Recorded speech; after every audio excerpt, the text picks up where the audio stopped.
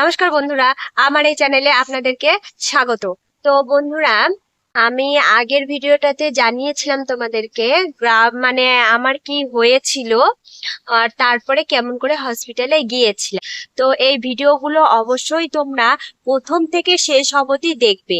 আমার না কফ উঠছিল একটু করে, তো যেগুলো গ্রামের ডাক্তার সিরাপ দিয়েছিল, ওষুধ দিয়েছিল, সেগুলো খাওয়ার পরে একটু একটু করে কফ উঠছিল। তো কফ যখন ফেলছিলাম না, তখন একটু করে রক্ত বেরোচ্ছিল, সামান্য একদমই হালকা। তো আমি এটা গ্রামীণ ডাক্তারকে জানিয়েছিলাম। তো ডাক্তার বলছে কফটা যেহেতু অনেকদিন থেকে জমে গেছে, তো কফটা ঠান্ডা লেগে জমে গেছে, সেই কারণে অনেক চাপ দিয়ে মানে কফটা বেরোচ্ছে, ভেতর থেকে কফটা বেরোচ্ছে, সেই কারণে হয়তো একটু রক্ত বেরোচ্ছে, ওটা কোনো চিন্তার ব্যাপার না। কিন্তু অতিরিক্ত বেশি হওয়ার কারণে তো আমাকে হসপিটালে নিয়ে যাওয়া হয়। তারপরে হিমোগ্লোবিন তোমরা তো দেখলেই শুনলেই, আমি বলেছিলাম প্রথমটাতে যে হিমোগ্লোবিন আমার কমে গেছিল, হিমোগ্লোবিন একদম পড়ে চলে আসছিল। সেই কারণে আমার শ্বাস নিতে কষ্ট হচ্ছিল আর কাশিটাও হচ্ছিল। তো এক প্যাকেট মানে 3 প্যাকেট রক্ত দিতে হবে বলেছে, তখন একটা কার্ড দিয়ে সেদিনের মতো একটা প্যাকেট রক্ত জোগাড় করেছিল, ম্যানেজ করেছিল। তারপরে আমাকে সেই রক্তটা দেওয়া হয়েছিল। তো 1 প্যাকেট রক্ত দিয়ে আমি বেশ সুস্থ হয়ে গেছিলাম, চলা ফেরা আর কাশি নেই, শ্বাসকষ্ট নেই, কোনো কিছু নেই। তো আমি একদম নর্মাল হয়ে গেছিলাম, তো আমার বেশ আনন্দই হচ্ছিল। কিন্তু ওরা মানে ডাক্তার বাবুরা বুঝতে পারছিল না কেন এরকম হলো, 1 প্যাকেট রক্ত দেওয়ার পরেই ঠিক হয়ে গেল, কি ব্যাপার কি সমাচার, ওরা বুঝতে পারছিল না। তো আবার পরের দিন আমার হচ্ছে ব্লাড টেস্ট করার জন্য নিয়ে যায়। তো আমি মানে প্রথমে বলি ব্লাড টেস্ট করার জন্য নিয়ে যায়, সেইটা হচ্ছে আবার ব্লাড টেস্ট করানোর পরে ঠিক সন্ধ্যাবেলায় রিপোর্ট দেয়, যখন ডাক্তার আসে আর কি সারাদিন পরে। তো আমার বাড়ির লোকেরা ছিল, আমি ঠিক জানি না রিপোর্টে কি এসেছিল, ওদেরকে কি বলেছে, আমি পরে জানতে পারি ডাক্তার ওনাদেরকে বলে দিয়েছিল যে আমার যে ডব্লিউবিসি কাউন্ট আছে সেটা অনেক বেড়ে গেছিল।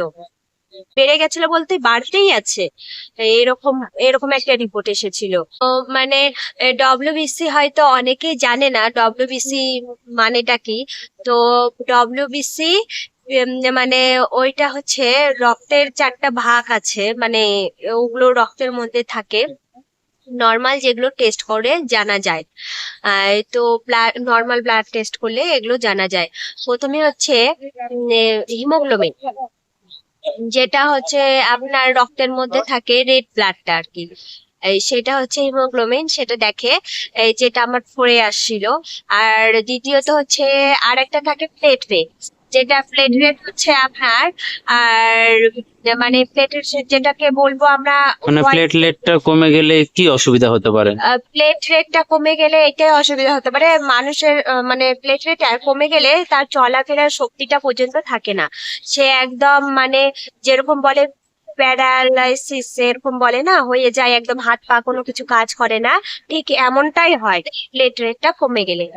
প্লেটলেটটা এটা হয়, আর প্লেটলেট কমে গেলে আর একটা জিনিস হয়, যেটা হাত পা কাজ করতে চায় না। আর প্লেটলেট কমে গেলে আর একটা জিনিস হয়, সেটা হচ্ছে রক্ত যদি কোথাও কেটে যায় না, রক্ত যদি বেরোতে লাগে, সেটা চট করে বন্ধ হতে চায় না বা জমাট বাঁধতে চায় না, সেই কারণে। তো এটা হচ্ছে প্লেটলেট। আর ডব্লিউবিসি যেটা হচ্ছে হোয়াইট রক্ত, যেটা হচ্ছে শ্বেত কণিকা, সেটা হচ্ছে বেড়ে যায়। মানে বেড়ে যাওয়াতে ওটা আরো অসুবিধা। যেটা ডব্লিউবিসিটা হচ্ছে শ্বেত কণিকা, যেটা হচ্ছে সাদা রক্ত, আর সেইটা আমার শরীরের মধ্যে বাড়তে থাকে, মানে যে কারণ ডব্লিউবিসি বেড়ে গেলে কি হয়, সাদা রক্তটা বেড়ে যায়, আর বেড়ে গেলে ওটা হচ্ছে বোন মেরুর মধ্যে মানে প্রবেশ করে ভরে যায়, যেটা হচ্ছে রেড রক্ত, যেটা তৈরি লোহিত রক্তকণিকাকে তৈরি করতে দেয় না ওই ডব্লিউবিসিটা। সেই কারণে ডব্লিউবিসি যখনই দেখে, নর্মালি তো যখন না ব্লাড টেস্ট করে, যখন দেখে যে ডব্লিউবিসি কাউন্টটা বেশি আছে, তখন সাধারণত ও ডাক্তার, সব জায়গায় তো আর বোন মেরু টেস্ট হয় না, তো হচ্ছে সেই কারণে ডাক্তার আন্দাজ করে যে সম্ভবত এটা ক্যান্সারের দিকে হয়তো যাচ্ছে। আর একটা থাকে এএনসি। তো এগুলো না আমার সবকিছু অ্যাবনর্মাল ছিল, মানে কম বেশি এরকম ছিল, আর ডব্লিউবিসি টা বেশি ছিল, হাই ছিল। তো ওনাদেরকে ডাক্তারবাবু মানে ডব্লিউবিসি তোমার কত ছিল আর কত থাকার দরকার?